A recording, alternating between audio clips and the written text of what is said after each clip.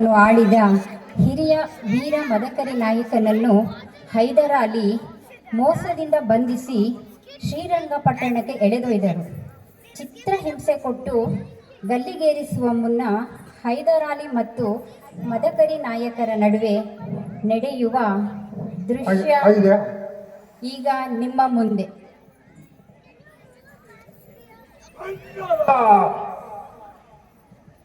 ರಾಜವೀರ ಮದಕರಿಯ ಬಂಧನ ಎದಕೋಯವನ ಸಮಾನ ಯಾವನ ಕೇಸರಿಯ ವೀರಕರ್ತರನ್ನು ಕೇಳಿದ ಕೂಡಲೇ 12 ಯೋಧರಿ ಓಡಿ ಹೋಗ್ತಿದ್ದರು ಎಂದು ಈ ನರ ಕೇಸರಿಯನ್ನು ಮೋಸದ ವಂಚನೆಯ ಬಲೆಯಲ್ಲಿ ನೂಕಿದೆಯ ಕೃತಜ್ಞ ಪವಿತ್ರವಾದ ಇಸ್ಲಾಂ ಧರ್ಮದ ಮೇಲೆ ಮತ್ತಲು ಕಚ್ಚಲಿಕ್ಕಿದೆ ಹೇಳಿ ಸೈತಾನ್. ಧಿಕ್ಕಾರವಿರಲಿ ನನಗೆ, ಧಿಕ್ಕಾರವಿರಲಿ. ಏನೋ ಬಂಧನ, ರಾಜವೀರ ಮದಕರಿಯ ಬಂಧನ. ಅಖಂಡ ಕರ್ನಾಟಕದಲ್ಲಿಯೇ ಕಗನ ಕಂಠೀರನೆಂಬ ಬಿರುದಿನ ಕಹಳೆಯನ್ನುದಿದ ಈ ಕಳಿಕೇಸರಿಯ ಬಂಧನ.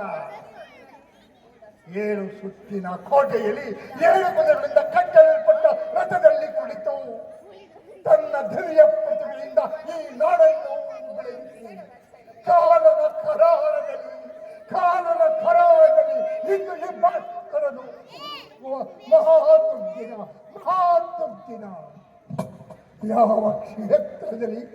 ಯಾವ ಕ್ಷೇತ್ರದಲ್ಲಿ ನಿಸರ್ಗದ ಸೌಂದರ್ಯವನ್ನು ರಾಶಿಯಾಗಿ ನೋಡಬೇಕಾಗಿತ್ತು. ಈ ಕ್ಷೇತ್ರದಲ್ಲಿ ರುಂಡ ಮುಂಡಗಳ ಚಲ್ಲಾಟ.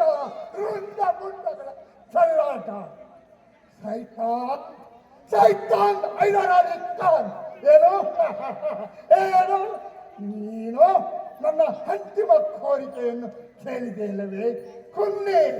ನಾನು ಕ್ಷತ್ರಿಯರ ಧರ್ಮದಲ್ಲಿ, ಕ್ಷತ್ರಿಯರ ರಕ್ತದಲ್ಲಿ ಶರಣಾಗತ್ಯ ಶಬ್ದವೇ ಇಲ್ಲ. ರಣರಂಗದಲ್ಲಿ ಸತ್ತರೆ ವೀರ ಸ್ವರ್ಗ. ತಾಯಿಯ ಕನಾಥೇಶ್ವರಿ, ಏಕೆ ತಾಯಿ ನಿನ್ನ ಕ್ರೂರ ದೃಷ್ಟಿ, ನಿನ್ನ ಎಡಗಣ್ಣಿನ ಕ್ರೂರ ದೃಷ್ಟಿ, ಈ ನಿನ್ನ ಕನ್ನಡದ ಕಂಡ ಮನವೇ ನಿನಗೆ ಕರುಣೆ ಇಲ್ಲವೇ ತಾಯಿ?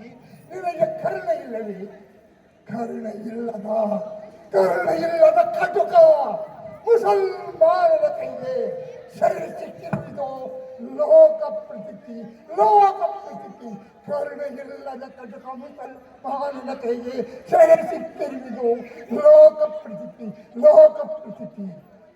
ತಾಯಿಯ ಕನಾಥೇಶ್ವರಿ, ಇದನ್ನು ಮನಗಂಡಿರುವ ನೀನು ಈ ಮದಕರಿಯನ್ನು ಇಲ್ಲಿಯೇ ದಯಿಸಿ ವೀರ ಸ್ವರ್ಗವನ್ನು ಕೊಡುತ್ತಾಯಿ. ಇದೇ ನನ್ನ ಅಂತಿಮ ಕೋರಿಕೆ.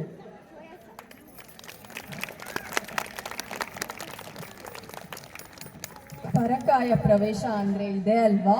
ಅಮೋಘವಾದ ಅಭಿನಯಕ್ಕೆ ಧನ್ಯವಾದಗಳು ಸರ್.